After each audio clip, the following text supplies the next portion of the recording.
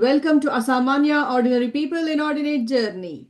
I'm your host and host Smita Iyengar connecting to you from Finland. So today who do we have on Asamanya? We have here Netravati, who is an astrologer and she used to be a teacher. So let's find out why astrology, why she jumped into this. Is she still teaching? Whatever it is about her. So let's learn Netravati today here through Asamanya. Let's not waste time and welcome Mrs. Netravati here on Asamanya. Namaste, madam. Welcome to the show. Welcome to Asamanya. ಹೇಗಿದ್ದೀರಾ?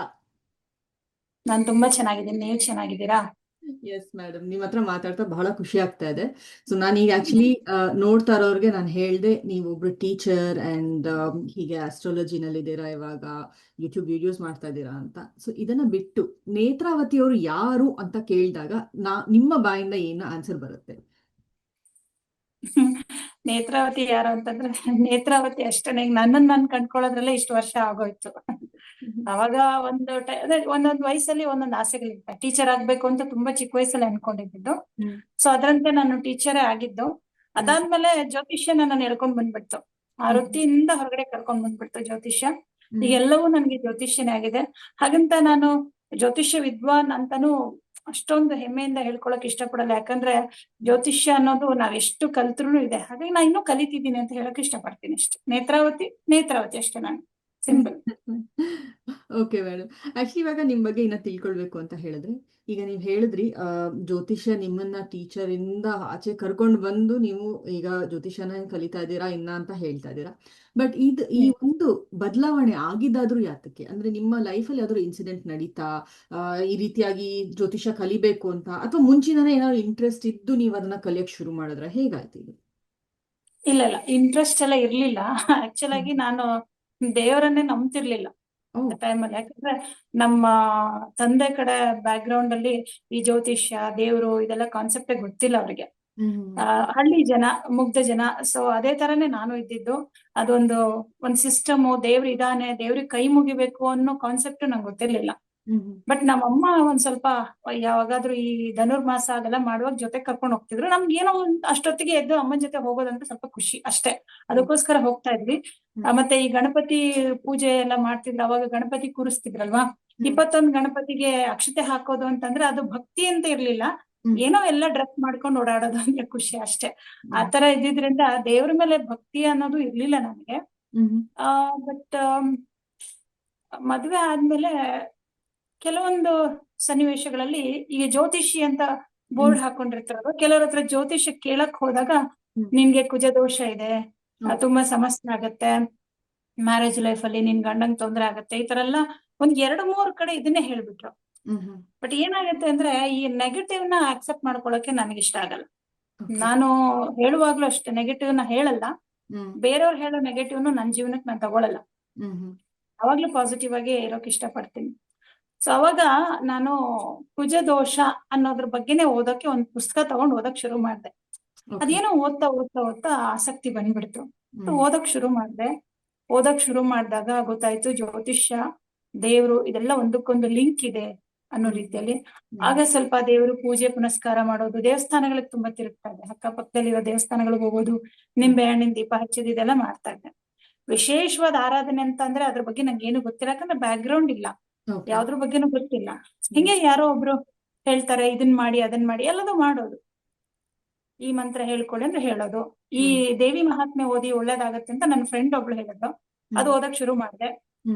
ಹೀಗೆ ಪೂಜೆ ಮಾಡ್ಕೊಳ್ತಾ ಬಂದೆ. ಹಾಗೆ ಜ್ಯೋತಿಷ್ಯನು ಓದ್ತಾ ಹೋದೆ. Okay.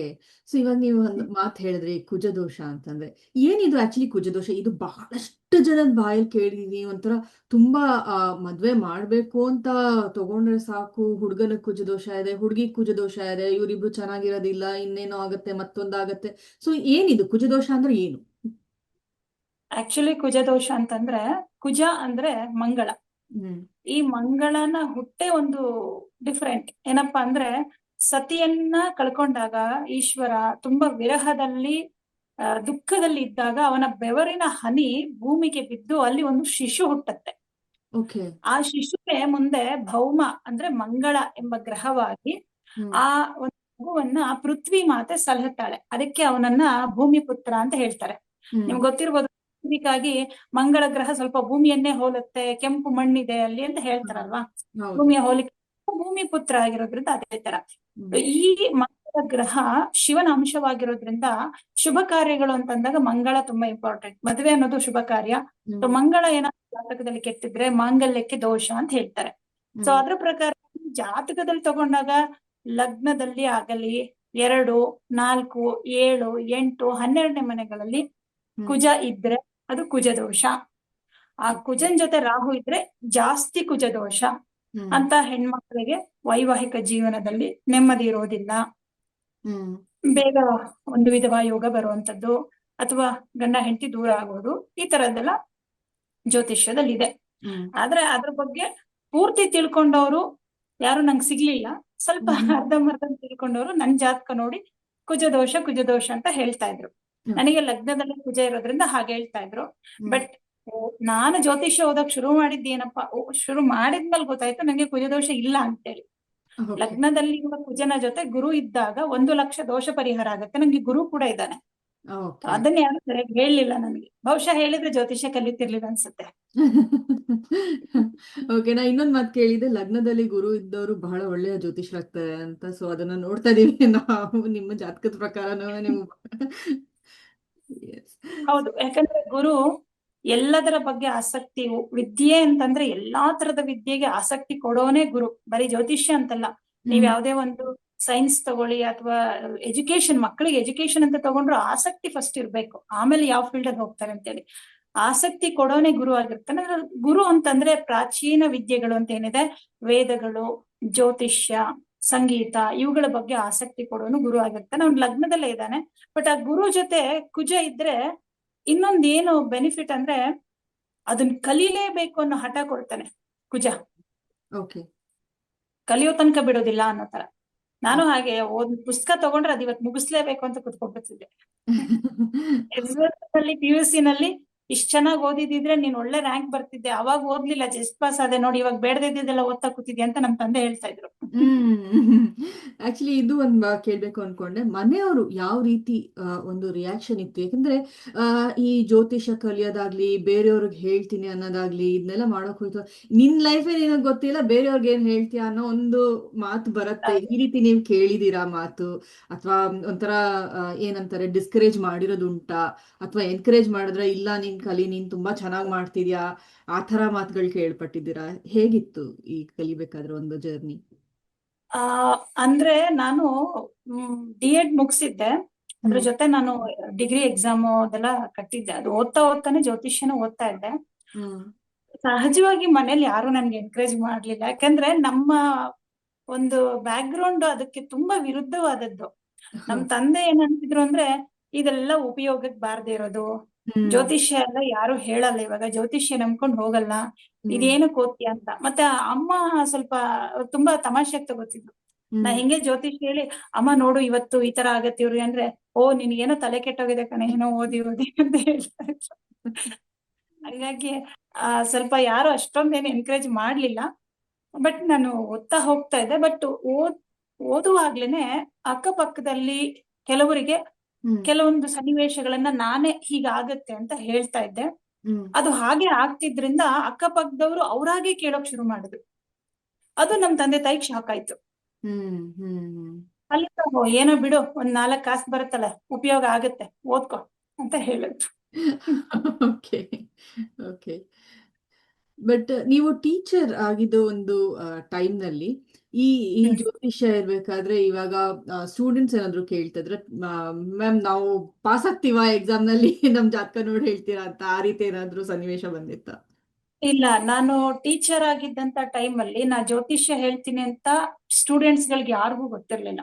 ನಾನು ಬೆಂಗಳೂರಲ್ಲಿ ಹಿಮಾಂಶು ಅನ್ನೋಂತ ಒಂದು ಸ್ಕೂಲ್ ಇದೆ, ಅಲ್ಲಿ ನಾ ಟೀಚರ್ ಆಗಿ ಸೇರ್ಕೊಂಡಂತ ಟೈಮ್ ಅಲ್ಲಿ ನಾನ್ ಜ್ಯೋತಿಷ್ಯ ವೃತ್ತಿನ ಆರಂಭ ಮಾಡಿರ್ಲಿಲ್ಲ. ಅಂದ್ರೆ ಅಕ್ಕಪಕ್ಕದವ್ರಿಗೆ ಹೇಳ್ತಿದ್ದೆ, ಬಟ್ ಅದು ನನ್ನ ಆದಾಯದ ಮೂಲವಾಗಿರ್ಲಿಲ್ಲ. ಜಸ್ಟ್ ಒಂದ್ ಕಲ್ತಿದ್ದೀನಿ ಹೇಳ್ಬೇಕು ಅಂತ ಅಷ್ಟೇ. ಆದ್ರೆ ಬಿಟ್ರೆ ನನ್ಗೊಂದು ವೃತ್ತಿ ಬೇಕಿತ್ತು. ಸೊ ನಾನು MA D.Ed ಮಾಡ್ಕೊಂಡೆ. ಹಾಗಾಗಿ ನಾನು ಆ ಸ್ಕೂಲಲ್ಲಿ ಸೇರ್ಕೊಂಡಾಗ ಅಲ್ಲಿ ಕೆಲವು ಟೀಚರ್ಸ್ಗೆ ಗೊತ್ತಾಯ್ತು, ಪರಿಚಯ ಆಗ್ತೀವಲ್ಲ, ಅವ್ರು ಒಬ್ಬೊಬ್ಬರಿಗೆ ಗೊತ್ತಾದಾಗ ಕೇಳೋದಕ್ ಶುರು ಮಾಡಿದ್ರು. ಹೇಳ್ದಾಗ ನೇತ್ರ ಈ ತರ ಹೇಳ್ತಾರೆ, ತುಂಬಾ ಚೆನ್ನಾಗಿ ಹೇಳ್ತಾರೆ, ಅವ್ರು ಹೇಳ್ದಂಗೆ ಆಯ್ತು, ನನ್ ಮಗಳಿಗೆ ಹಂಗಾಯ್ತು ಹಿಂಗಾಯ್ತು. ಒಬ್ಬರಿಂದ ಒಬ್ಬರಿಗೆ ಸುಮಾರು ಒಂದು 2,000ದಿಂದ 3,000 ಸ್ಟೂಡೆಂಟ್ಸ್ ಇರುವಂತ ದೊಡ್ಡ ಶಾಲೆ ಅದು. ಸುಮಾರು 150ರಿಂದ 200 ಟೀಚರ್ಸ್ ಗಳು, ಸ್ಟಾಫ್ಸ್ ಎಲ್ಲ ಇದ್ದಾರೆ. ಸೊ ಅಲ್ಲಿ ಎಲ್ರಿಗೂ ಗೊತ್ತಾಯ್ತು. ಅವಾಗ ಅವರು ಕೇಳ್ತಾ ಇದ್ರು, ಕೆಲವರೆಲ್ಲ ಮನೆಗ್ ಬಂದ್ ಕೇಳ್ತಾ ಇದ್ರು. ಸ್ಕೂಲ್ ಅಲ್ಲಿ ಜ್ಯೋತಿಷ್ಯದ ಬಗ್ಗೆ ನಾನೇನು ಮಾತಾಡ್ತಿರ್ಲಿಲ್ಲ, ಯಾಕಂದ್ರೆ ಸ್ಕೂಲ್ ಅಂದ್ರೇನೆ ಅದು ಸಪರೇಟ್. ಕೇಳ್ಬೇಕು ಅಂದ್ರೆ ಮನೆಗ್ ಬನ್ನಿ ಅಂತಿದೆ, ಮನೆಗ್ ಬರ್ತಾ ಇದ್ರು. ಅವ್ರು ಒಬ್ರಿಗೊಬ್ರು ಕಾಂಟ್ಯಾಕ್ಟ್ ಮಾಡಿ ಹೇಳ್ತಾ ಇದ್ರು ಅಷ್ಟೇ. ಓಕೆ, ಬಟ್ ಈ ಯೂಟ್ಯೂಬ್ ನ ಒಂದು ಜರ್ನಿ ಹೇಗೆ ಶುರು ಆಯ್ತು ಮೇಡಮ್? ಇದ್ರ ಬಗ್ಗೆ ಹೇಳ್ತೀರಿ? ಯಾಕಂದ್ರೆ ಇದು ಮನೆಗೆ ಬಂದು ಜ್ಯೋತಿಷ್ಯ ನೀವು ಹೇಳೋದಾಗ್ಲಿ ಅಥವಾ ಈ ಆನ್ಲೈನ್ ಒಂಥರ ಈ ವಿಡಿಯೋ ಶೂಟ್ ಮಾಡಿ ಹಾಕೋದು, ಅದ್ರಲ್ಲಿ ಬಹಳ ಟೈಮ್ ತಗೊಳತ್ತೆ. ಅಂದ್ರೆ ಅದು ಎಲ್ಲರಿಗೂ ಗೊತ್ತು. ಇವಾಗ ನಾನು ಮಾಡ್ತಾ ಇದ್ದೀನಿ, ಯೂಟ್ಯೂಬ್ ಶೂಟ್ ಮಾಡಿ ಅದನ್ನ ಎಡಿಟ್ ಮಾಡು, ಅದನ್ನ ಕರೆಕ್ಟ್ ಆಗಿ ಟೈಮಿಗೆ ಅಪ್ಲೋಡ್ ಮಾಡು, ಅದ್ರದ್ದು ವ್ಯೂಸ್ ಬಂತಾ ನೋಡು. ಸೊ ಈ ಥರದ್ದು ನಿಮ್ಗೆ ಈ ಯೂಟ್ಯೂಬ್ ಅಲ್ಲೇ ಹಾಕ್ಬೇಕು, ಇದ್ರಲ್ಲಿ ಚಾನ್ಸ್ ಇದೆ ಅನ್ನೋದು ಹೇಗೆ ಐಡಿಯಾ ಬಂತು? ಯಾಕೆ ಶುರು ಮಾಡಿದ್ರಿ ಯೂಟ್ಯೂಬ್ ನಲ್ಲಿ ನಿಮ್ಮ ಚಾನಲ್? ಯೂಟ್ಯೂಬ್ ನಾನ್ ಶುರುನೇ ಮಾಡಿಲ್ಲ ಆಕ್ಚುಲ್ ಆಗಿ. ನೀವು ಏನ್ ನೋಡ್ತಾ ಇದ್ದೀರಿ ಭವ್ಯ ಭವಿಷ್ಯ ಚಾನಲ್, ಅದು ಬೇರೆಯವ್ರದ್ದು. ಏನಂದ್ರೆ ಅವರು ಒಂದು ಫೇಸ್ಬುಕ್ ಅಲ್ಲಿ ಒಂದು ಇದನ್ನ ಹಾಕಿದ್ರು, ನಮಗೆ ಜ್ಯೋತಿಷ್ಯ ಜ್ಞಾನ ಇರುವಂತಹ ಒಬ್ರು ನಮ್ಮ ಚಾನಲ್ಗೆ ಬೇಕಾಗಿದ್ದಾರೆ ಅಂತೇಳಿ. ಆಗ ಅವ್ರ ನಂಬರ್ ತಗೊಂಡು ನಾನೇ ಕಾಲ್ ಮಾಡಿದ್ದು. ನನ್ಗೆ ಜ್ಯೋತಿಷ್ಯದ ಅಲ್ಪ ಸ್ವಲ್ಪ ನಾಲೆಡ್ಜ್ ಇದೆ ಅಂತಂದಾಗ, ಈ ತರ ನಮ್ ಚಾನಲ್ ಇದೆ ಅಮ್ಮ ಅಂತ ಹೇಳಿ ಅವ್ರ ಮನೆಗೆ ಕರೆಸಿ ಶೂಟಿಂಗ್ ಎಲ್ಲ ಮಾಡಿದ್ರು. ಮಾಡಿ ಅವ್ರ ಚಾನಲ್ ಅಲ್ಲಿ ಅಪ್ಲೋಡ್ ಮಾಡ್ತಾ ಹೋದ್ರು. ಎಡಿಟಿಂಗು ಎಲ್ಲದೂ ಅವ್ರದೇನೆ, ನಮ್ದೇನಿಲ್ಲ. ಭವ್ಯ ಭವಿಷ್ಯ ಚಾನಲ್ ಅಲ್ಲಿ ನಾನು ಮೊದ್ಲು ಸೇರ್ಕೊಂಡು ಒಂದ್ 25,000 ಸಬ್ಸ್ಕ್ರೈಬರ್ಸ್ ಇದ್ರು ಅಂತ ಅನ್ಕೋತೀನಿ, ನಂಗೆ ನೆನ್ಪಿಲ್ಲ. ಬಟ್ ಆಮೇಲೆ ಬೆಳೀತಾ ಅದು 1,80,000 ಸಬ್ಸ್ಕ್ರೈಬರ್ಸ್ ಈ ತರ ಆದ್ರು. ಜನ ನನ್ನನ್ನ ಆಕ್ಸೆಪ್ಟ್ ಮಾಡ್ಕೊಂಡ್ರು ಅಷ್ಟೇ. ಯಾಕೆಂದ್ರೆ ನೀವು ನಾನು ಹೇಳ್ಬೇಕು ಅಂತಂದ್ರೆ, ನೀವು ಯೂಟ್ಯೂಬ್ ನಲ್ಲಿ ಆಗ್ಲಿ ನೀವು ಎಕ್ಸ್ಪ್ಲೇನ್ ಮಾಡೋದು ಒಳ್ಳೆ ಒಂದು ಮಗು ಪಾಠ ಹೇಳ್ಕೊಡೋ ತರ, ಒಂದು ಟೀಚರ್ ಹೇಗೆ ಎಕ್ಸ್ಪ್ಲೇನ್ ಮಾಡ್ತಾರೋ ಅದೇ ರೀತಿ ಚಾರ್ಟ್ ತೋರಿಸ್ಕೊಂಡು ಎಕ್ಸ್ಪ್ಲೇನ್ ಮಾಡಿ ಹೇಳ್ತೀರಾ ಭವಿಷ್ಯನ. ಬಟ್ ಇದನ್ನ ನಿಮ್ದೇ ಒಂದು ಚಾನೆಲ್ ಶುರು ಮಾಡ್ಬೇಕು ಅನ್ನೋದೊಂದು ಮನ್ಸು ಬಂದಿದ್ಯಾ ನಿಮ್ಗೆ ಯಾವತ್ತಾದ್ರೂ? ಈಗ ಶುರು ಮಾಡಿದೀನಿ, ಜಸ್ಟ್ ಒಂದ್ 10 days ಆಗಿದೆ ಶುರುವಾಗಿ. ಯಾತಕ್ ಶುರು ಮಾಡಿದೆ ಅಂತಂದ್ರೆ, ಅವರು ಸ್ವಲ್ಪ ಬ್ಯುಸಿ ಆದ್ರು. ಭವ್ಯ ಭವಿಷ್ಯ ಚಾನಲ್ ಏನ್ ಮಾಡ್ತಾ ಇದ್ರಲ್ಲ, ಅವರು ಬೇರೆ ಒಂದು ಪ್ರಾಜೆಕ್ಟ್ಗಳು, ಬೇರೆ ಕೆಲಸಗಳಲ್ಲಿ ಸ್ವಲ್ಪ ಬ್ಯುಸಿ ಆಗಿದ್ದ ಕಾರಣದಲ್ಲಿ ನಾನು ನಂದೇ ಒಂದು ಚಾನಲ್ ನ ಮಾಡ್ಕೊಳ್ಳೋಣ ಅಂತೇಳಿ ನಾನು ಡಿಸೈಡ್ ಮಾಡಿ ನೇತ್ರಾವತಿ ಆಸ್ಟ್ರೋ ವರ್ಲ್ಡ್ ಅಂತೇಳಿ ಹೊಸ ಚಾನಲ್ ಕ್ರಿಯೇಟ್ ಮಾಡಿ, ಆ ಚಾನಲ್ ಅಲ್ಲಿ ಇವಾಗ ನನ್ನ ವಾರ ಭವಿಷ್ಯ, ಮಾಸ ಭವಿಷ್ಯ ಎಲ್ಲ ಆ ಚಾನಲ್ ಅಲ್ಲಿ ಬರ್ತಾ ಇದೆ. ಓಕೆ, ಸೊ ಕೇಳಿಸ್ಕೊಂತವ್ರಿಗೆ ಡಿಸ್ಕ್ರಿಪ್ಷನ್ ಬಾಕ್ಸ್ ನಲ್ಲಿ ಲಿಂಕ್ ಇರುತ್ತೆ, ಹೋಗಿ ಸಬ್ಸ್ಕ್ರೈಬ್ ಮಾಡಿ. ಖಂಡಿತ ಮಿಸ್ ಮಾಡ್ಕೊಳ್ಳೋದಿಲ್ಲ ನೀವು ನೇತ್ರಾವತಿ ಅವರ ವಿಡಿಯೋಸ್ ನ ಇನ್ ಮುಂದೆ. ಓಕೆ ಮೇಡಮ್, ಆಕ್ಚುಲಿ ಇವಾಗ ಇನ್ನೊಂದು ನಾನು ನಿಮ್ಮನ್ನ ಕೇಳ್ಬೇಕು ಅಂತಂದ್ರೆ, ಇವಾಗ ಯೂಟ್ಯೂಬ್ ಅಲ್ಲಿ ಈ ವರ್ಲ್ಡ್ ಏನಿದೆ, ಈ ಯೂಟ್ಯೂಬ್ ಒಂದು ಪ್ರಪಂಚ ಏನಿದೆ, ಅಲ್ಲಿ ಬಹಳಷ್ಟು ಜನ ಈ ತರ ಆಸ್ಟ್ರಾಲಜರ್ಸ್ ಇರ್ತಾರೆ, ಅಂಡ್ ಪ್ರತಿ ದಿನ ವಿಡಿಯೋ ಮಾಡೋರು ಇರ್ತಾರೆ. ಸೊ ಅಷ್ಟು ಟೈಮ್ ಡೆಡಿಕೇಟ್ ಮಾಡೋದಕ್ಕೆ ನಿಮ್ ಕೈಲಿ ಸಾಧ್ಯನಾ? ಅಂಡ್ ಲೇಡೀಸ್ಗೆ ಯೂಶಲಿ ಬೇರೆದು ಒಂದು ಕಮಿಟ್ಮೆಂಟ್ಸ್ ಅಂತ ಇರತ್ತೆ. ಸೊ ನೀವು ಅದನ್ನ ಹೇಗ್ ಬ್ಯಾಲೆನ್ಸ್ ಮಾಡ್ತೀರಾ ಅಂತ ನಾನು ಕೇಳ್ಬೇಕಾಗುತ್ತೆ. ನನಗೆ ನಮ್ಮ ಹಸ್ಬೆಂಡ್ ತುಂಬಾ ಸಪೋರ್ಟ್ ಮಾಡ್ತಾರೆ. ಶೂಟಿಂಗ್ ಎಲ್ಲ ಅವರೇ ಮಾಡ್ತಾರೆ, ಅಂಡ್ ಎಡಿಟಿಂಗ್ ಬೇರೆಯವ್ರು ಮಾಡ್ಕೊಡ್ತಾರೆ ಪಾಪ. ಮತ್ತೆ ಅಪ್ಲೋಡ್ ಎಲ್ಲ ಅವರೇ ಮಾಡ್ಕೊಡ್ತಾರೆ, ನಮ್ಗೆ ಗೊತ್ತಿರೋರೇ ಇದ್ದಾರೆ, ಅವ್ರು ಮಾಡ್ಕೊಡ್ತಾರೆ. ಬಟ್ ಏನಂದ್ರೆ ನನ್ ಕೆಲ್ಸ ಇಲ್ಲಿ ಶೂಟಿಂಗ್ ಮಾಡೋದು ಮತ್ತೆ ಕ್ಲೈಂಟ್ ಅಟೆಂಡ್ ಮಾಡೋದು ಇರುತ್ತೆ. ಅದು ಸ್ವಲ್ಪ ಕಷ್ಟ ಆಗುತ್ತೆ, ಯಾಕಂದ್ರೆ ನಮ್ದು ಏನಾಗುತ್ತೆ ಅಂದ್ರೆ, ನಮ್ದು ದಿನದ ಒಂದು ಕೆಲಸಗಳೇ ಬೇರೆ ತರ ಇರುತ್ತೆ. ಒಂದು ನಮ್ಗೆ ಪೂಜೆಗೆ ಅಂತ ಒಂದಿಷ್ಟು ಸಮಯ ಕೊಡ್ಬೇಕು, ಕ್ಲೈಂಟ್ಸ್ಗೆ ಅಂತ ನಮ್ಗೆ ಕ್ಲೈಂಟ್ಸ್ಗೆ ಇಷ್ಟೇ ಟೈಮ್ ಅಂತ ಕೊಡಕ್ಕಾಗಲ್ಲ, ಅದು ಲಿಮಿಟೆಡ್ ಅಲ್ವೇ ಅಲ್ಲ. ಅದು ನಾವು ಹೇಳ್ತಾನೆ ಇರ್ಬೇಕು, ಯಾವಾಗ ಫೋನ್ ಮಾಡಿದ್ರೆ ರಿಸೀವ್ ಮಾಡ್ಬೇಕು. ರಾತ್ರಿ 11 ಗಂಟೆ 10ವರೆಗೆ ಫೋನ್ ಸ್ವಿಚ್ ಆಫ್ ಮಾಡೋವರೆಗೂ ಎಷ್ಟೊತ್ತಿಗೆ ಬೇಕಾದ್ರೂ ಕಾಲ್ ಬರುತ್ತೆ, ನಾವು ಅಟೆಂಡ್ ಮಾಡ್ಬೇಕು. ಅಸಿಸ್ಟೆಂಟ್ ಎಲ್ಲ ಇಟ್ಕೊಂಡ್ರೆ ಸ್ವಲ್ಪ ಹೆಲ್ಪ್ ಆಗುತ್ತೆ, ಬಟ್ ಅಸಿಸ್ಟೆಂಟ್ ಇಟ್ಕೊಳಕ್ ನನ್ಗೆ ಇಷ್ಟ ಇಲ್ಲ. ಸೊ ಆದಷ್ಟು ನಾನೇ ಕಾಲ್ ರಿಸೀವ್ ಮಾಡ್ಬೇಕು, ನಾನೇ ಕ್ಲೈಂಟ್ಸ್ ಗಳ ಜೊತೆ ಮಾತಾಡ್ಬೇಕು ಅಂತೇಳಿ ಹೇಗೋ ಮ್ಯಾನೇಜ್ ಮಾಡ್ತಾ ಇದ್ದೀನಿ. ಸ್ವಲ್ಪ ಕಷ್ಟನೇ ಆಗ್ತಾ ಇದೆ. ಓಕೆ ಮೇಡಮ್, ಆಕ್ಚುಲಿ ಇನ್ನ ಕೇಳ್ಬೇಕಂದ್ರೆ, ನೀವು ಇವಾಗ ನೀವು ಭವಿಷ್ಯ ಹೇಳುವಂತ ಅಥವಾ ಜ್ಯೋತಿಷ್ಯ ಹೇಳುವಂತಹ ವಿಧಾನ ಏನಿದೆ, ಇದು ಪರಾಶರ ಜ್ಯೋತಿಷ್ಯನ ಅಥವಾ ಜೆಮಿನಿ ವಿಧಾನ? ಯಾಕೆ ಎಷ್ಟೊಂದು ತರ ಮೊಡಾಲಿಟೀಸ್ ಇದೆ. ಈ ಜ್ಯೋತಿಷ್ಯ ಅಂತ ತಗೊಂಡಾಗ, ಅಸ್ಟ್ರಾಲಜಿ ಅಂತ ತಗೊಂಡಾಗ್ಲೂ ಅದ್ರಲ್ಲಿ ಬೇಕಾದಷ್ಟು ತರ ಬರುತ್ತೆ. ಸೊ ಇದರಲ್ಲಿ ನೀವು ಯಾವ್ದನ್ನ ಆಯ್ಕೆ ಮಾಡ್ಕೊಂಡಿದ್ದೀರಿ? ನಾನು ಪರಾಶರ ಜ್ಯೋತಿಷ್ಯನೇ ಮೊದ್ಲು ಆಯ್ಕೆ ಮಾಡ್ಕೊಳ್ಳೋದು, ಯಾಕಂದ್ರೆ ಅದು ಮೂಲ, ನಾವ್ ಅದ್ರಲ್ಲೇ ಹೋಗ್ಬೇಕು. ಅದ್ರಲ್ಲಿ ಹೋರಾಶಾಸ್ತ್ರ ಇದೆಲ್ಲ ಇರತ್ತೆ. ಜಾತಕ ಅಂತ ಬಂದಾಗ ನಾವು ಕಂಪ್ಲೀಟ್ ಪರಾಶರನೇ ಹೋಗ್ಬೇಕು. ಕೆಲವೊಂದು ಪ್ರಶ್ನೆ ಲಗ್ನ, ಇಲ್ಲಿ ಏನೋ ಒಂದು ವಸ್ತು ಕಳೆದೋಗಿದೆ, ಇದು ಸಿಗುತ್ತಾ ಇಲ್ವಾ, ನಾವೊಂದು ಬೋರ್ ಹಾಕ್ಸ್ತಾ ಇದೀವಿ, ನೀರ್ ಬರುತ್ತಾ ಇಲ್ವಾ, ಯಾರೋ ಒಬ್ರು ಮನೆ ಬಿಟ್ಟು ಹೊರಟೋಗಿದ್ದಾರೆ, ಬರ್ತಾರಾ ಇಲ್ವಾ, ಯಾರೋ ಒಬ್ರು ಹುಷಾರಿಲ್ಲ, ಅವ್ರಿಗೆ ಉಳಿತಾರ ಇಲ್ಲ, ಈ ತರದ್ದೆಲ್ಲ ಪ್ರಶ್ನೆಗಳು ಬಂದಾಗ ನಾನು ಕಂಪ್ಲೀಟ್ ಪ್ರಶ್ನಾಶಾಸ್ತ್ರದ ಮೊರೆ ಹೋಗ್ತೀನಿ. ಆ ಪ್ರಶ್ನೆ ಕೇಳುವ ಟೈಮ್ಗೆ ಅಲ್ಲಿ ಏನ್ ತೋರಿಸ್ತಾ ಇದೆ ಅದ್ರ ಬೇಸಿಕ್ ಮೇಲೆ ನಾನು ಹೇಳ್ತೀನಿ. ಬಟ್ ಇದು ನಾವು ಆನ್ಸರ್ ಕೊಡ್ತೀವಲ್ಲ, ಏನ್ ಪ್ರಶ್ನಾಶಾಸ್ತ್ರ ನಾವ್ ಹೇಳ್ತೀವಲ್ಲ, ಇದಕ್ಕೆ ಕಂಪ್ಲೀಟ್ ದೈವಾನುಗ್ರಹ ಬೇಕು. ನಾವೇನೋ ಒಂದು ಹೇಳ್ತೀವಿ ಅಂತಲ್ಲ, ನಮ್ಮ ಮನಸ್ಸಿಗೆ ಅದು ಕರೆಕ್ಟ್, ಇದು ನಾನು ಹೇಳ್ತಾ ಇರೋದು ಕರೆಕ್ಟ್ ಆಗತ್ತೆ ಅನ್ನೋ ತರ ನನ್ಗೆ ಅನ್ಸ್ಬೇಕು. ಅದ್ ಅನ್ಸೋದು ಅಂತಂದ್ರೆ ನನಗೆ ಈಗ ನಾನ್ ತುಂಬಾ ದುರ್ಗಾದೇವಿನ ಆರಾಧನೆ ಮಾಡ್ತೀನಿ. ನಾನು ನೋಡುವಾಗ್ಲೇನೆ ಫಸ್ಟ್ ಅವಳನ್ನ ಕೇಳ್ಕೊಂಡು, ಅಮ್ಮ ಇದಕ್ಕೆ ಸರಿಯಾದ ಉತ್ತರ ಕೊಡಮ್ಮ ಅಂತ ಹೇಳಿ ನಾನು ಹೇಳ್ತೀನಿ. ಆಲ್ಮೋಸ್ಟ್ ಪ್ರಶ್ನಾಶಾಸ್ತ್ರ ಎಲ್ಲ ಕರೆಕ್ಟ್ ಆಗಿದೆ. ಓಕೆ. ಸೊ ಇವಾಗ ನೀವು ಹೇಳಿದ್ರಿ ಇದು ಈಗ ಆಸ್ಟ್ರಾಲಜರ್ ಆಗ್ಬೇಕು ಅಂತಂದ್ರೆ ಎಲ್ಲದಕ್ಕಿಂತ ಮುಖ್ಯವಾಗಿರುವಂತ ಸ್ಕಿಲ್ ಯಾವುದು? ಸ್ಕಿಲ್ ಅಂತಂದ್ರೆ ಮೊದಲನೇದಾಗಿ ಹಿಂದಿನ ಜನ್ಮದ ಋಣ ಇರಬೇಕು. ಅದಿಲ್ಲದೆ ಸಾಧ್ಯನೇ ಇಲ್ಲ. ಯಾಕಂದ್ರೆ ಜ್ಯೋತಿಷ್ಯದಲ್ಲಿ ಆಸಕ್ತಿ ತುಂಬಾ ಜನಕ್ಕಿದೆ. ಜ್ಯೋತಿಷ್ಯ ಕಲಿಯೋದಕ್ಕೂ ತುಂಬಾ ಜನ ಬರ್ತಾರೆ. ಬಟ್ ಎಲ್ರು ಜ್ಯೋತಿಷಿಗಳಾಗಲ್ಲ. ಅಕಸ್ಮಾತ್ ಎಲ್ರು ಜ್ಯೋತಿಷಿಗಳಾದ್ರೂ ಎಲ್ರು ಒಳ್ಳೆ ಜ್ಯೋತಿಷಿಗಳಾಗಲ್ಲ, ಫಲ ಜ್ಯೋತಿಷಿಗಳಾಗ್ತಿಲ್ಲ. ಕಾರಣ ಏನು ಅಂತಂದ್ರೆ ಅದಕ್ಕೆ ಆಸಕ್ತಿ ಬರೋದೇ ಬೇರೆ. ನಾನು ಈ ಜನ್ಮದಲ್ಲಿ ಕಲಿಬೇಕು ಅಂತ ಆಸಕ್ತಿ ಇತ್ತು ಅಂದ್ರೆ ಇನ್ನೊಂದ್ ಜನ್ಮಕ್ಕೆ ಅದನ್ನ ನನ್ನ ಸೆಳೆತ ಕರ್ಕೊಂಡು ಹೋಗುತ್ತೆ. ಬಟ್ ಯಾವ್ದೋ ಒಂದು ಜನ್ಮದಲ್ಲಿ ನಾವು ಜ್ಯೋತಿಷಿನೇ ಆಗಿದ್ವಿ ಅಂತ ಇಟ್ಕೊಳ್ಳಿ, ಅವಾಗ ನಮ್ಗೆ ಅದು ಕನೆಕ್ಷನ್ ಜಾಸ್ತಿ ಸಿಕ್ಕತ್ತೆ. ಸೊ ನಾವು ಜ್ಯೋತಿಷಿ ಆಗ್ಬಹುದು. Okay okay. ಸೊ ಇವಾಗ ಕಲಿಬೇಕು ಅಂತಾರವ್ರಿಗೆ ನೀವೇನಾದ್ರು ಹೇಳ್ಕೊಡ್ತೀರಾ? ಹೌದು, ನಾನು ಅಂದ್ರೆ ನನಗೆ ಸುಮಾರು 1 ವರ್ಷದಿಂದ ಕೆಲವರೆಲ್ಲ ನೀವ್ ಯಾಕೆ ಅಸ್ಟ್ರಾಲಜಿ ಕ್ಲಾಸ್ ಮಾಡಬಾರ್ದು ಅಂತ ಕೇಳ್ತಾ ಇದ್ರು. ನಾನು 1 ವರ್ಷ ಟೈಮ್ ತಗೊಂಡು ಈ ಶನಿವಾರದಿಂದ ಕ್ಲಾಸಸ್ ನ ಶುರು ಮಾಡಿದೀನಿ. ಏನಂದ್ರೆ ತುಂಬಾ ಜಾಸ್ತಿ ಫೀಸ್ ಎಲ್ಲ ತಗೋಬಾರ್ದು, ಅವ್ರಿಗೆ ಅನುಕೂಲ ಆಗೋ ರೀತಿಯಲ್ಲಿ ಸ್ವಲ್ಪ ಕಡಿಮೆ ಫೀಸ್ ಅಲ್ಲಿ ಎಲ್ರಿಗೂ ಕಲಿಯೋ ಆಸಕ್ತಿ ಇರತ್ತಲ್ವಾ. ಸೊ ಹಂಗಾಗಿ ಹೇಳ್ಕೊಡ್ಬೇಕು ಅನ್ನೋದು ನನ್ನ ಉದ್ದೇಶ ಆಗಿತ್ತು. ಶನಿವಾರ ಭಾನುವಾರ ಕ್ಲಾಸ್ ಮಾಡೋದು ಅಂತ ಅನ್ಕೊಂಡಿದ್ದೀನಿ. ಓಕೆ. ಸೊ ನೀವು ಹೇಗೆ ಅಂದ್ರೆ ಯಾವ ಒಂದು ಪ್ಲಾಟ್ಫಾರ್ಮ್ ನಲ್ಲಿ ಹೇಳ್ಕೊಡ್ತೀರಾ? ನಿಮ್ ಹತ್ರ ನಿಮ್ ಮನೆಗೆ ಬಂದು ಕಲಿಬೇಕಾ ಅಥವಾ ಈ ಆನ್ಲೈನ್ ಹೇಳ್ಕೊಡ್ತಾ ಇದ್ದೀರಾ? ಹೇಗೆ ಹೇಳ್ಕೊಡ್ತಾ ಇದ್ದೀರಾ? ಆನ್ಲೈನ್. ಯಾಕಂದ್ರೆ ಪಾಪ ಎಲ್ಲ ಬೇರೆ ಬೇರೆ ಕಡೆ ಇರ್ತಾರೆ. ಆಮೇಲೆ ಆಲ್ಮೋಸ್ಟ್ ಈ ಜ್ಯೋತಿಷ್ಯದಲ್ಲೆಲ್ಲ ಆಸಕ್ತಿ ಬರೋದು ಯಾರಿಗೆ ಅಂದ್ರೆ ಏಜ್ ಆಗಿರೋರ್ಗೆನೆ, ಚಿಕ್ಕ ಮಕ್ಳಲ್ಲ. ಅವರೆಲ್ಲ ಕೆಲ್ಸಕ್ಕೆ ಹೋಗ್ಬೇಕು, ಮನೆಯಲ್ಲೂ ಕೆಲ್ಸಗಳಿರುತ್ತೆ. ಸೊ ಇದ್ರ ಮಧ್ಯದಲ್ಲಿ ಅವರು ಪಾಪ 1 hour ಬಿಡುವು ಮಾಡ್ಕೊಳ್ಳೋದೇ ಕಷ್ಟ. ಹಾಗಾಗಿ ನಾನು ಆನ್ಲೈನ್ ಕ್ಲಾಸೇ ಹೇಳ್ಕೊಡೋದು, ಅದು ಕೂಡ ರಾತ್ರಿ 8 ರಿಂದ 9 ಗಂಟೆ, ಎಲ್ರಿಗೂ ಅನುಕೂಲ ಆಗುವಂತ ಟೈಮ್. Okay okay. ಆಕ್ಚುಲಿ ನೀವು ಇವಾಗ ಜಾತಕ ನೋಡಿದ್ರೆ, ಯಾರ್ದಾದ್ರೂ ಒಬ್ರು ಜಾತಕ ನೋಡಿದ್ರೆ ಇವರು ಜ್ಯೋತಿಷಿ ಆಗ್ಬೋದೋ ಇಲ್ವೋ ಅನ್ನೋದು ಆ ಜಾತಕ ತೋರಿಸುತ್ತಾ? ಜ್ಯೋತಿಷಿ ಆಗ್ಬೋದೋ ಇಲ್ವೋ ಅನ್ನೋದು ಜಾತಕ ತೋರ್ಸಲ್ಲ, ಆದ್ರೆ ಜ್ಯೋತಿಷ್ಯದಲ್ಲಿ ಇವ್ರಿಗೆ ಆಸಕ್ತಿ ಇದೆಯಾ, ಜ್ಯೋತಿಷ್ಯದಲ್ಲಿ ನಾಲೆಡ್ಜ್ ಇದೆಯಾ ಅಂತ ಗೊತ್ತಾಗುತ್ತೆ. Okay okay. ಸೊ ಈಗ ನೀವು ಅಕಸ್ಮಾತ್ ನಿಮ್ಮ ಸ್ಟೂಡೆಂಟ್ಸ್ ಗೆ ಹೇಳ್ಕೊಡ್ಬೇಕಾದ್ರೆ ಮೊದ್ಲೇನಾದ್ರು ಅದನ್ನ ನೋಡ್ತೀರಾ ಅಥವಾ ಹೇಗೆ? ಇಲ್ಲ, ನಾನ್ ನೋಡಲ್ಲ. ನಾನು ಹೇಳ್ದೆ ನನ್ ಜಾತಕದಲ್ಲಿ ಜ್ಯೋತಿಷ್ಯ ಆಗೋ ಯೋಗ ಇದೆಯಾ ಮೇಡಮ್, ನಾನ್ ಕಲಿಬೋದಾ ಅಂತ ಒಂದಿಬ್ರು ಕೇಳಿದ್ರು. ಅದಕ್ಕೆ ನಾನ್ ಹೇಳೋದು ಒಂದೇ, ಜ್ಯೋತಿಷ್ಯ ಆಗ್ಬೇಕು ಅಂತ ಕಲಿಬಾರ್ದು, ಜ್ಯೋತಿಷ್ಯ ಕಲಿಬೇಕು ಅಂತೇಳಿ ಶುರು ಮಾಡ್ಬೇಕು. ನಾವ್ ಜ್ಯೋತಿಷ್ಯ ಆಗ್ತೀವೋ ಬಿಡ್ತೀವೋ ಅನ್ನೋದು ಭಗವಂತ ಡಿಸೈಡ್ ಮಾಡಿರ್ತಾನೆ. ನಾನು ಜ್ಯೋತಿಷ್ಯ ಕಲ್ತಿದ್ದು ನನ್ನ ಜಾತಕವನ್ನ ತಿಳ್ಕೋಬೇಕು. ಯಾಕಂದ್ರೆ ನನ್ನ ಜಾತಕನ ಯಾರು ಸರಿಯಾಗಿ ಹೇಳಲಿಲ್ಲ. ಸೊ ನಾನೇ ತಿಳ್ಕೋಬೇಕು ಅಂತ ಹೇಳಿ ನಾ ಜ್ಯೋತಿಷ್ಯ ಕಲಿತಾ ಹೋದವಳು. ಈ ಜ್ಯೋತಿಷ್ಯದಿಂದ ಇವತ್ತು ನಾನು ಈ ವೃತ್ತಿಯಲ್ಲಿ ಇದನ್ನೇ ಮುಖ್ಯವಾದ ವೃತ್ತಿ ಮಾಡ್ಕೊಳ್ತೀನಿ ಅಂತ ನಾನು ಯಾವತ್ತೂ ಅನ್ಕೊಂಡಿರ್ಲಿಲ್ಲ. ಅದು ಸಾಧ್ಯ ಆಯ್ತು. Okay okay.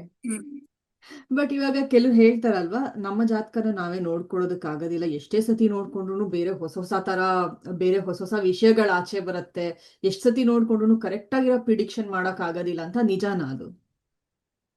100%. ಯಾಕಂದ್ರೆ ಜಾತಕ ಅನ್ನೋದ್ರ ಬಗ್ಗೆನೆ ತುಂಬಾ ಜನಕ್ಕೆ ಒಂದು ತಪ್ಪು ತಿಳುವಳಿಕೆ ಇದೆ. ಜಾತಕದಲ್ಲಿ ಹಿಂಗಿದೆ ಅಂದ್ರೆ ಅಷ್ಟೇ, ಇನ್ನೇನು ಮಾಡಕ್ಕಾಗಲ್ಲ, ಅದು ಹಿಂಗಿದ್ಯೋ ಹಂಗೆ ಆಗೋದು.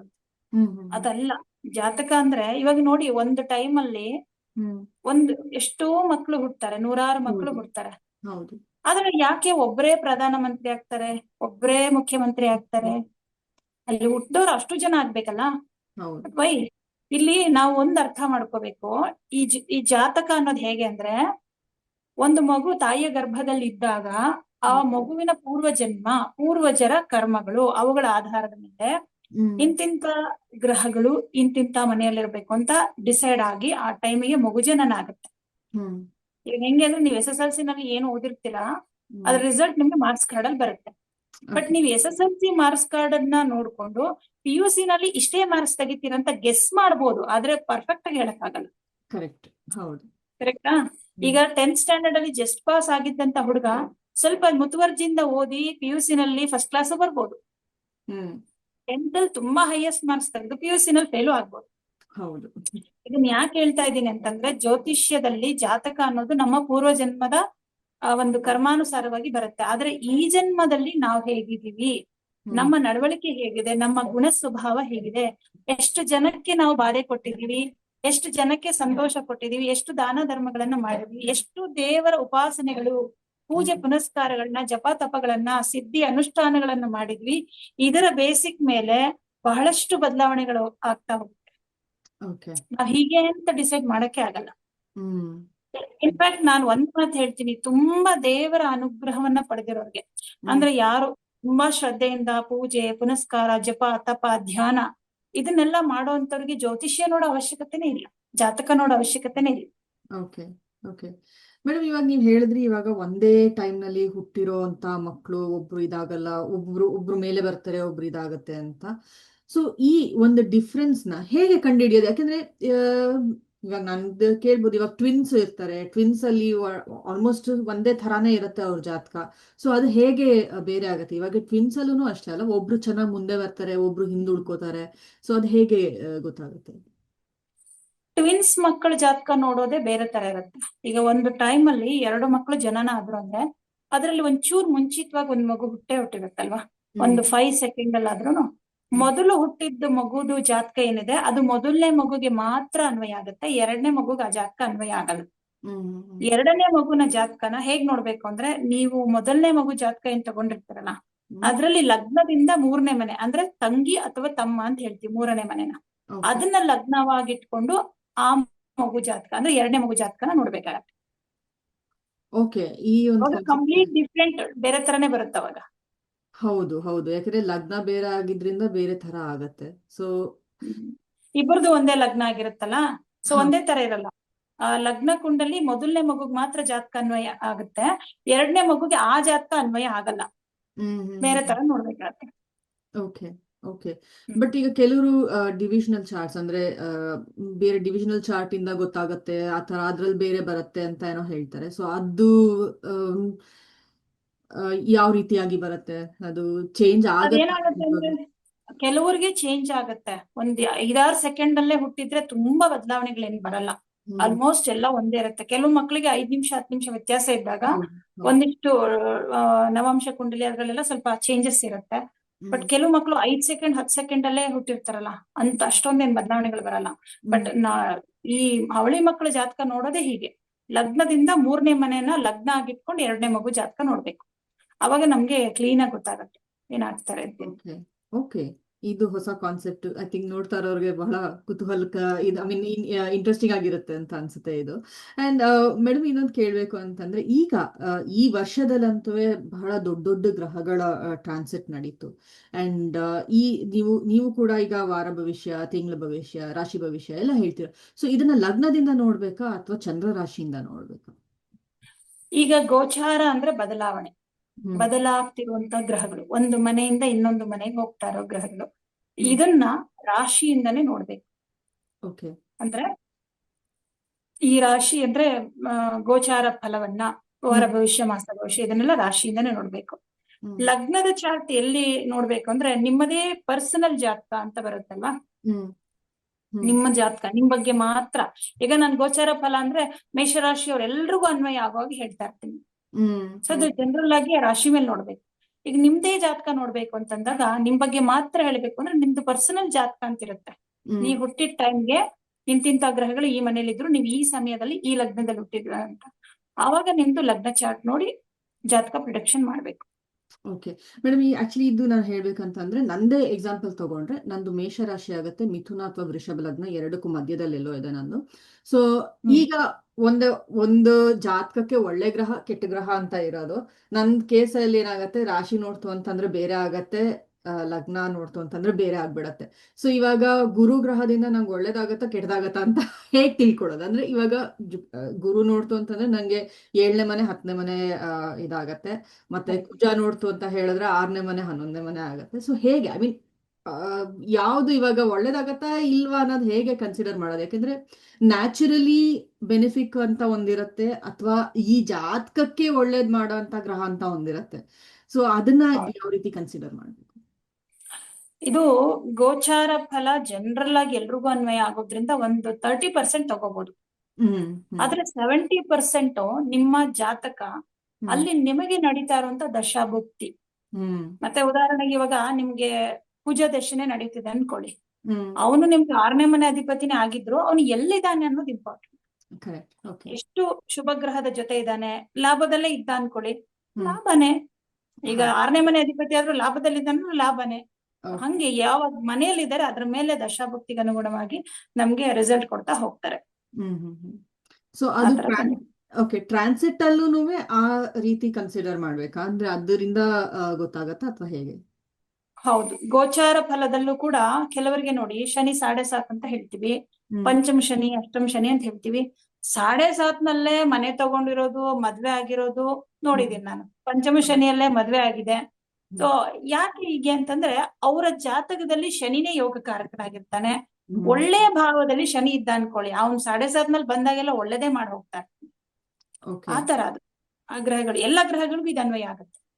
ಓಕೆ, ಸೊ ಎಲ್ಲಾ ಗ್ರಹಕ್ಕೂ. ಇವಾಗ ಇನ್ನ ಒಂದ್ ಕೇಳ್ಬೇಕು ಅಂತಂದ್ರೆ, ಯಾವ ಗ್ರಹ ಯಾವ ಟೈಮ್ ನಲ್ಲಿ ಅವರ ಎಫೆಕ್ಟ್ ನ ಜಾಸ್ತಿ ಕೊಡ್ತಾರೆ? ಈಗ ಹೇಳ್ಬೇಕು ಅಂತಂದ್ರೆ ಆ ಒಂದು 0 to 15 ಡಿಗ್ರೀಸ್ ಅಲ್ಲಿ ಇದ್ದಾಗ್ಲಾ, ಅಥವಾ 15 to 30 ಡಿಗ್ರೀಸ್ ಅಲ್ಲಿ ಇದ್ದಾಗ್ಲಾ, ಯಾವ ಒಂದು ಟೈಮ್ ನಲ್ಲಿ ಅವ್ರದ್ದು? ಯಾಕಂದ್ರೆ ಪೂರ್ತಿ ಇವಾಗ ಶನಿ ಅಂತ ತಗೊಂಡ್ರೆ 7.5 ವರ್ಷನೂ ಕಷ್ಟ ಕೊಡೋದಿಲ್ಲ 7.5 ಸೊ ಯಾವ ಟೈಮ್ ನಲ್ಲಿ ಅದು ಎಫೆಕ್ಟ್ ಬರುತ್ತೆ ಅಂತ?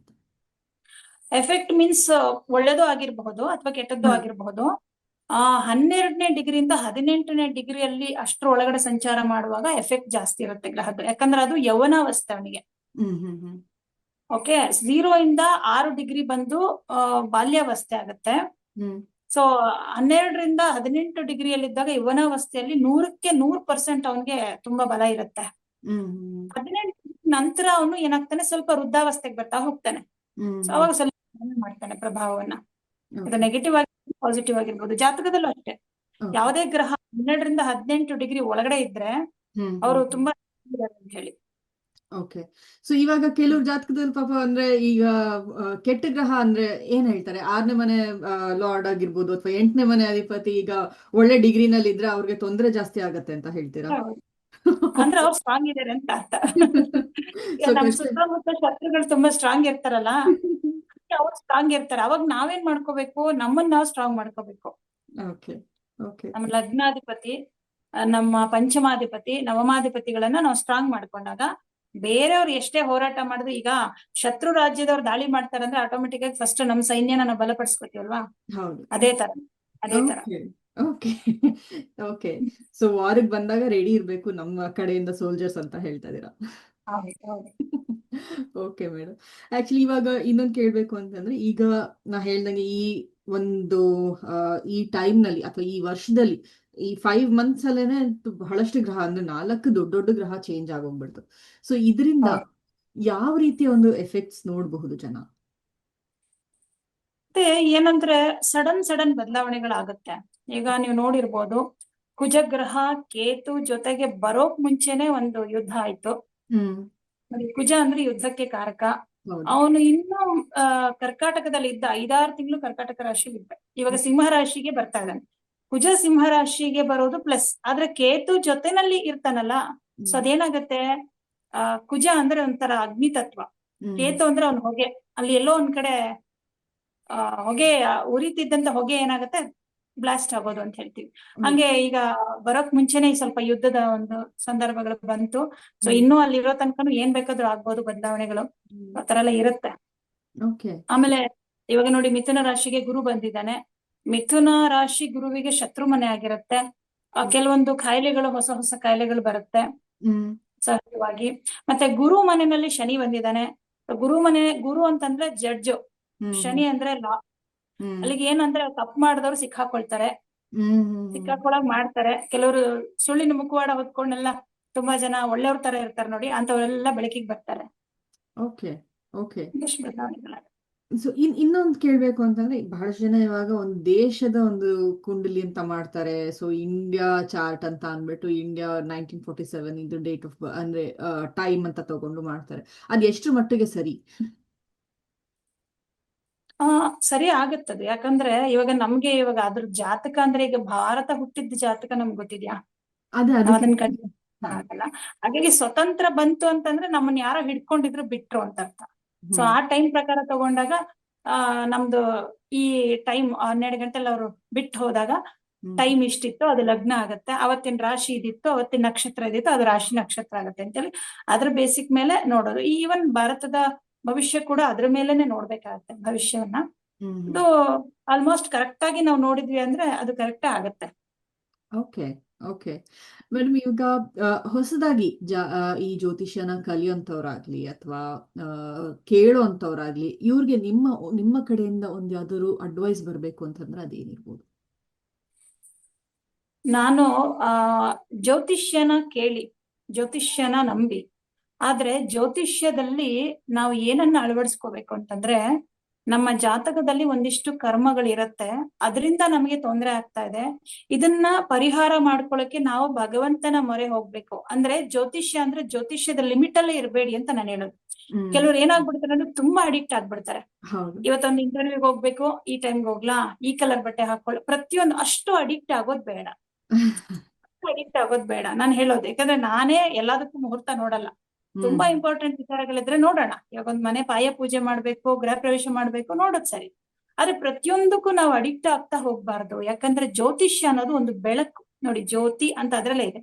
ಹ್ಮ್. ಆ ಬೆಳಕು ಯಾವ ಕಡೆಗೆ ಸಾಗ್ಬೇಕು ಹೇಳಿ? ಆಧ್ಯಾತ್ಮದ ಕಡೆಗೆ ಸಾಗ್ಬೇಕು. ಹ್ಮ್.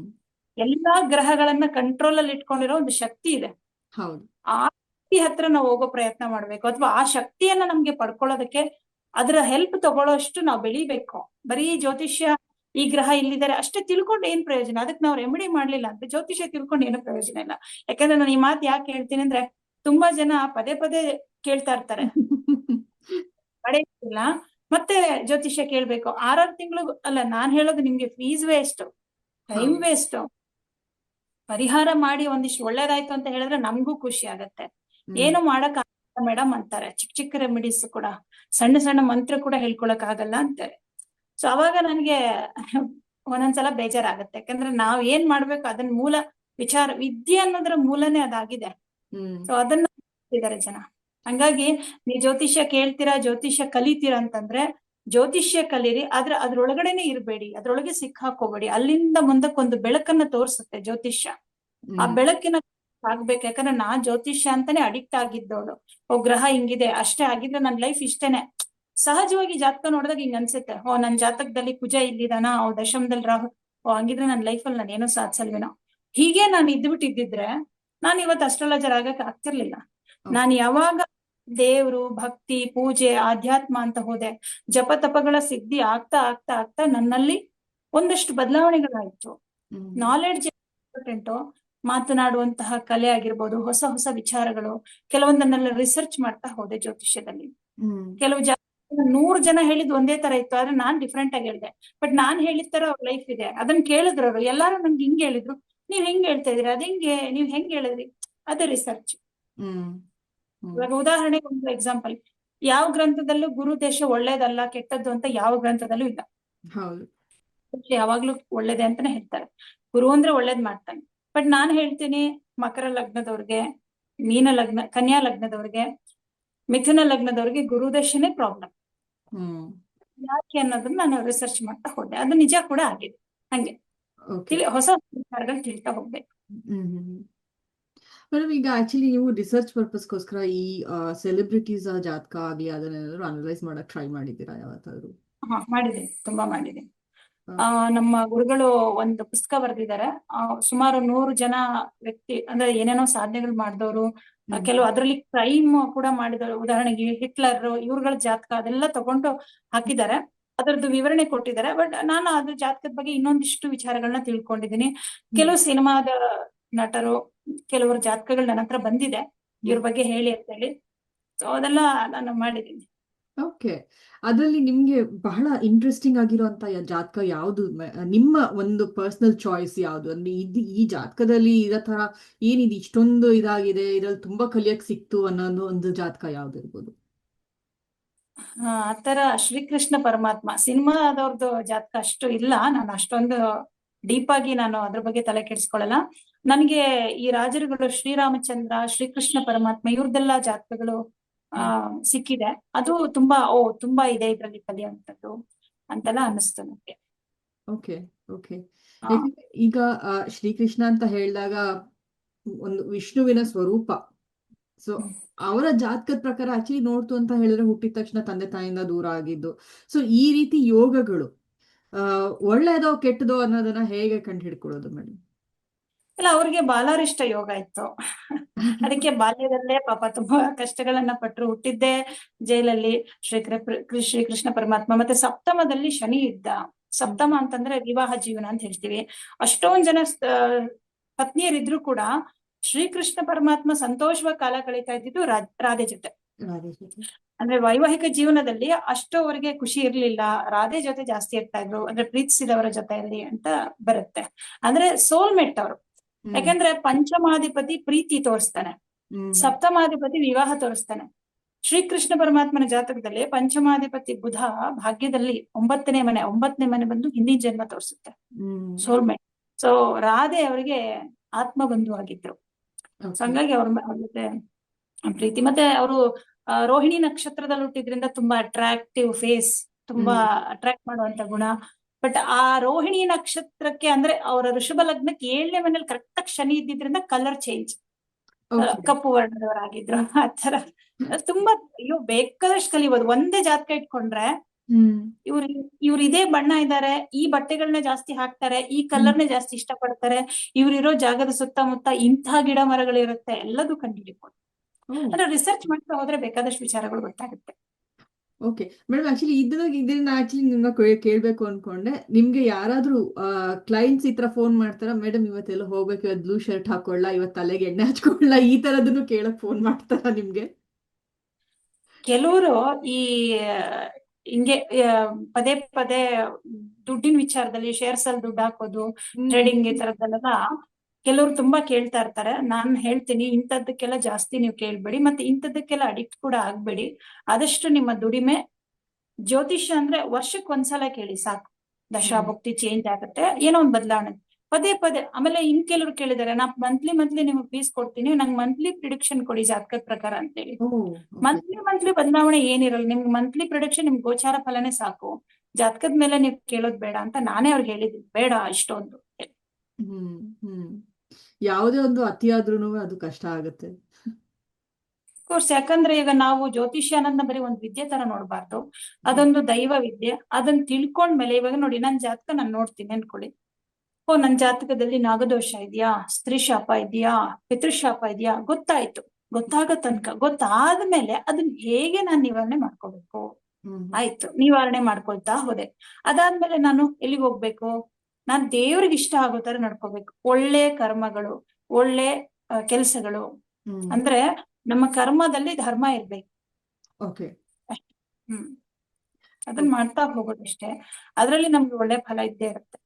ಓಕೆ ಮೇಡಮ್, ಆಕ್ಚುಲಿ ಇವಾಗ ಕಡೆಯದಾಗಿ ನಿಮ್ಮ ಕಡೆಯಿಂದ ಏನಾದ್ರು ಒಂದು ಅಡ್ವೈಸ್ ಚಿಕ್ಕವ್ರಿಗೆ ಏನಾದ್ರು ಹೇಳ್ಬೇಕು ಅಂತಂದ್ರೆ, ಈ ಪುಟ್ಟ ಮಕ್ಳು ಇರ್ಬೋದು, ಸಣ್ಣ ಮಕ್ಳು ಇರ್ಬೋದು, ಯಾಕಂದ್ರೆ ಈಗ ಬಹಳಷ್ಟು ಈ ಇನ್ಸ್ಟಾಗ್ರಾಮ್ಸ್ ನಲ್ಲಿ ಆಗ್ಲಿ ಅಥವಾ ಫೇಸ್ಬುಕ್ ಅಲ್ಲಿ ಆಗ್ಲಿ ತುಂಬಾ ಜನ ತಪ್ಪಿ ತುಂಬಾನೇ ರೆಮಿಡೀಸ್ ಕೊಡ್ತಾ ಇದಾರೆ. ಅಂದ್ರೆ ನೀರ್ ಅಲ್ಲೆಲ್ಲೋ ಇಟ್ಬಿಟ್ಟು ಕುಡಿಬೇಕು, ಮ್ಯಾನಿಫೆಸ್ಟೇಷನ್ ಹಿಂಗ್ ಮಾಡ್ಬೇಕು, ಇನ್ನೇನೋ ಒಂದ್ ಎಲೆ ತಗೊಂಡ್ ಸುಡ್ಬೇಕು, ಅದ್ರ ಮೇಲೆ ಏನೋ ಬರ್ದ್ಬಿಟ್ಟು ಈ ತರ ಒಂದ್ ಪೇಪರ್ ಮೇಲೆ ಯಾರ್ದೋ ಹೆಸರು ಬರ್ದು ಕೆಲವು ನಂಬರ್ಸ್ ಬರ್ದು ಅದನ್ನ ಮುಚ್ಚಿಟ್ರ ಅವ್ರು ನೀವ್ ಹೇಳ್ದಂಗೆ ಕೇಳ್ತಾರೆ, ವಶೀಕರಣ. ಸೊ ಈ ತರದ್ದು ಬಹಳಷ್ಟು ಬರ್ತದೆ. ಸೊ ಇಂಥ ಒಂದು ಇದರಿಂದ ಅಡ್ವೈಸ್ ಏನಾದ್ರು ಮಾಡ್ಬೇಕು ಅಂತಂದ್ರೆ ಚಿಕ್ಕವ್ರಿಗೆ ಏನಿರ್ಬೋದು ಅದು? ಇದೆಲ್ಲ ಏನ್ ಗೊತ್ತಾ, ಇವಾಗ ಅವ್ರಿಗೇನೋ ಒಂಚೂರು ವೈರಲ್ ಆಗ್ಬೇಕು, ಸೊ ವೈರಲ್ ಆಗ್ಬೇಕು ಅಂತ ಏನೋ ಒಂದ್ ಹೇಳ್ತಾರೆ. ಬಟ್ ಕೇಳೋರ್ಗೆ ಏನಾಗುತ್ತೆ, ಹೌದಾ ಇಷ್ಟ. ಅಂದ್ರೆ ನಮ್ ಜನಗಳು ಹೇಗೆ ಅಂದ್ರೆ, ನೀವು ದೇವಸ್ಥಾನಕ್ ಹೋಗಿ ಒಂದಿನ ಉಪವಾಸ ಇರಿ, ಉರುಳು ಸೇವೆ ಮಾಡಿ ಅಥವಾ ಇನ್ನೊಂದ್ ಮಾಡಿ ಅಂದ್ರೆ ಅದೆಲ್ಲ ಆಗಲ್ಲ. ಸಿಂಪಲ್ ಆಗಿ ಮ್ಯಾಜಿಕ್ ಆಗ್ಬೇಕು ಅವ್ರಿಗೆ. ಸೊ ಈ ತರದ್ದೆಲ್ಲ ಏನಂದ್ರೆ ಮ್ಯಾಜಿಕ್ ಆಗ್ಬಿಡುತ್ತೆ ಅಂತ. ಕೆಲವ್ರಿಗೆ ಎಲ್ಲೋ ಒಬ್ರಿಗೆ ಯಾರಿಗೊಬ್ರಿಗೆ ಅದ್ ನಿಜ ಆಗ್ಬೋದು, ಅದು ನಂಬಿಕೆ ಮೇಲೆ ಅದೊಂದು ಟೈಮ್. ಬಟ್ ಆದ್ರೆ ಅದೆಲ್ಲ ಇಲ್ಲ, ಮ್ಯಾಜಿಕ್ ಮಾಡೋಕ್ ಸಾಧ್ಯನೇ ಇಲ್ಲ. ಮ್ಯಾಜಿಕ್ ಮಾಡೋನು ಭಗವಂತ ಒಬ್ನೇ. ಕೃಷ್ಣ ಮಾತ್ರ ಒಂದೇ ಟೈಮಲ್ಲಿ ಎಲ್ಲಾ ಕಡೆ ಇರ್ತಿದ್ದ, ನಾವೆಲ್ಲ ಅದ್ ಮ್ಯಾಜಿಕ್ ಮಾಡಕ್ ಆಗಲ್ಲ. ಸೊ ಆತರ ಮ್ಯಾಜಿಕ್ ಏನು ಇಲ್ಲ. ನಮ್ಮ ಸುದೀರ್ಘವಾದಂತಹ ಪ್ರಯತ್ನ ಒಂದು ದಿನ ಫಲ ಕೊಡುತ್ತೆ. ಹಾಗಾಗಿ ಚಿಕ್ಕ ಮಕ್ಕಳಾಗ್ಲಿ ದೊಡ್ಡವರಾಗ್ಲಿ, ನಾನ್ ಚಿಕ್ಕ ಮಕ್ಳು ಅನ್ನೋದಕ್ಕಿಂತ ಚಿಕ್ಕ ಮಕ್ಳ ಜವಾಬ್ದಾರಿನ ನನ್ನ ಪೇರೆಂಟ್ಸ್ಗೆ ಬಿಡ್ತೀನಿ. ಆದಷ್ಟು ಈ ಮೊಬೈಲ್ಗಳಿಗೆ ಜಾಸ್ತಿ ಅಡಿಕ್ಟ್ ಆಗ್ಬಾರ್ದು. ಮನೆಯಲ್ಲಿ ಪೇರೆಂಟ್ಸ್ ಗಳು ಮೊಬೈಲ್ ಇಟ್ಕೋತಾರೆ, ಮಕ್ಕಳು ಕೂಡ ಮೊಬೈಲ್ ಇಟ್ಕೋತಾರೆ. ಈಗ ಆಧ್ಯಾತ್ಮದ ವಿಚಾರ ಆಗ್ಲಿ ಮತ್ತೊಂದಾಗ್ಲಿ ಯಾವ್ದನ್ನು ನಾವು ಕಲಿಸ್ಲಿಲ್ಲ ಅಂದಾಗ, ಯಾಕಂದ್ರೆ ನನ್ಗೆ ಎಷ್ಟೋ ಜನ ಪೇರೆಂಟ್ಸ್ ಮಕ್ಕಳು ಕೊಡ್ತಾ ಇರೋ ಹಿಂಸೆನ ಹೇಳ್ಕೊಂಡು ಹತ್ಕೊಂಡು ನನಗೆ ಕಾಲ್ ಮಾಡ್ತಾರೆ. ನನಗ್ ಬರೋಂತ ಕೇಸಸ್ ಅಲ್ಲಿ ತುಂಬಾ ಜಾಸ್ತಿ ಬರೋದು, ಒಂದು ಡೈವೋರ್ಸ್ ಕೇಸ್ಗಳು, ಮತ್ತೊಂದು ಮಕ್ಕಳು ಹೇಳಿದ್ ಮಾತ್ ಕೇಳ್ತಾ ಇಲ್ಲ. ಬಟ್ ಇದು ಎರಡಕ್ಕೂ ಕಾರಣ ಪೇರೆಂಟ್ಸ್, ನಾನು ಹೇಳೋದಿಷ್ಟೇ. ಯಾಕಂದ್ರೆ ನಾವು ಚಿಕ್ಕ ವಯಸ್ಸಿಂದ ಮಕ್ಕಳಿಗೆ ಕಷ್ಟನ ಹೇಗೆ ಎದುರಿಸ್ಬೇಕು, ಆಮೇಲೆ ಹೇಗೆ ಹೊಂದ್ಕೊಳ್ಬೇಕು, ಇದು ಯಾವ್ದು ಹೇಳ್ಕೊಡ್ಲಿಲ್ಲ ಅಂದ್ಮೇಲೆ, ಆಧ್ಯಾತ್ಮದ ಬಗ್ಗೆ ಏನು ನಾವು ಅವ್ರಿಗೆ ವಿಚಾರಗಳನ್ನ ತಿಳಿಸ್ಲಿಲ್ಲ ಅಂದಾಗ, ಅವ್ರಿಗೆ ತುಂಬಾ ಕಂಫರ್ಟ್ ಝೋನ್ ಕೊಟ್ಟಾಗ ಇನ್ನೊಂದು ಹೊಸ ಮನೆ ಅಂದ ಕೂಡ್ಲೆ ಇಷ್ಟ ಆಗಲ್ಲ, ಹೊಸ ವ್ಯಕ್ತಿ ಅಂದಾಗ ಅಡ್ಜಸ್ಟ್ ಆಗಲ್ಲ. ಎಲ್ಲಾದ್ರೂ ಕೂತಿರೋ ಜಾಗಕ್ಕೆ ಬರ್ಬೇಕು. ಒಂಚೂರ್ ಅನ್ಕಂಫರ್ಟ್ ಆಯ್ತು ಅಂದ್ರೆ ನನಗೆ ವಿವಾಹ ಜೀವನ ಬೇಡ ಅಂತಾರೆ. ಮಕ್ಕಳು ಅಷ್ಟೇನೇನೆ. ಆಧ್ಯಾತ್ಮ ಪರಿಹಾರ ಮಾಡ್ಸಿಮ್ಮ ನಿಮ್ ಮಗಳ ಕೈಲಿ ಅಂತ ಹೇಳಿದಾಗ ಎಷ್ಟೋ ಜನ ಹೇಳಿದಾರೆ, ನಮ್ ಮಗಳು ಏನು ನಂಬಲ್ಲ ಮೇಡಮ್, ಏನು ಮಾಡಲ್ಲ. ಸೊ ನಮ್ದೇ ಇರೋದಕ್ಕೆ ಏನು ಮಾಡದೇ ಇರೋದಕ್ಕೆ ಕಾರಣ ಏನು? ನೀವೇ ತಾನೆ. ನೀವ್ ಕಲ್ಸಿದ್ರೆ. ನಾವ್ ಯಾವ್ದೇ ಒಂದ್ ಕೆಲಸ ಮಾಡ್ಬೇಕಾದ್ರೆ, ಈಗ ನನ್ ಮಗ ಕೇಳ್ತಾ ಇರ್ತಾನೆ, ನಾವು ನಮ್ ಜಾತಕದಲ್ಲಿ ಹಿಂಗಿದ್ಯಾಮ ಹಂಗಿದ್ಯಾಮ ಅಂತ ನನ್ ಮಗ ಕೇಳ್ತಾನ. ಅವ್ನು ಇನ್ನು 6th ಇವಾಗ. ಹೌದಪ್ಪ, ನಿನ್ ಜಾತಕದಲ್ಲಿ ಹೀಗಿದೆ, ಬಟ್ ಹೀಗೆ ಆಗ್ಬೇಕು ಅಂತೇನಿಲ್ಲ, ನಿನ್ನ ಈಗಿನ ಪ್ರಯತ್ನದಿಂದ ಅದ್ರಲ್ಲಿ ಇನ್ನೂ ಅಭಿವೃದ್ಧಿಯನ್ನ ಸಾಧಿಸ್ಬೋದು. ಇದನ್ನ ನಾವ್ ಹೇಳ್ತಾ ಇರ್ಬೇಕು. ದೇವ್ರು ಅನ್ನೋನ್ ಇದಾನೆ, ಅದು ಅಗೋಚರವಾದ ಶಕ್ತಿ, ಅವನು ಎಲ್ಲವನ್ನು ಕೊಡ್ತಾನೆ. ಅದೆಲ್ಲ ನಾವು ಗೊತ್ತಿರೋ ಅಷ್ಟು ನಾವ್ ಹೇಳ್ಬೇಕಲ್ವಾ ಆಧ್ಯಾತ್ಮದ ಬಗ್ಗೆ. ಖಂಡಿತ ಖಂಡಿತ. Okay madam, thank you so much. ಇಷ್ಟೊತ್ತು ನಮ್ಮ ಜೊತೆನಲ್ಲಿ ಮಾತಾಡಿ ಜ್ಯೋತಿಷದ ಬಗ್ಗೆ ಸಾಕಷ್ಟು ವಿಷಯನ ನಮಗೆ ತಿಳಿಸ್ಕೊಟ್ಟಿದ್ದೀರಾ. ತುಂಬಾ ಇಂಟ್ರೆಸ್ಟಿಂಗ್ ಆಗಿತ್ತು ಈ ನಿಮ್ ಜೊತೆನಲ್ಲಿ ಮಾತು. ತುಂಬಾ ಥ್ಯಾಂಕ್ಸ್ ಮೇಡಮ್. ಧನ್ಯವಾದಗಳು. All right, so that was Netravati here on Asamanya today. Ordinary people in ordinate journey. What an inordinate journey she has had. And next week, we're going to see you again with someone and some other Asamanya here on YouTube, Asamanya channel. I'm your host and host, Smita Iyengar, signing off for today. Till then, I'll see you next week. Till then, take care and bye. Take care.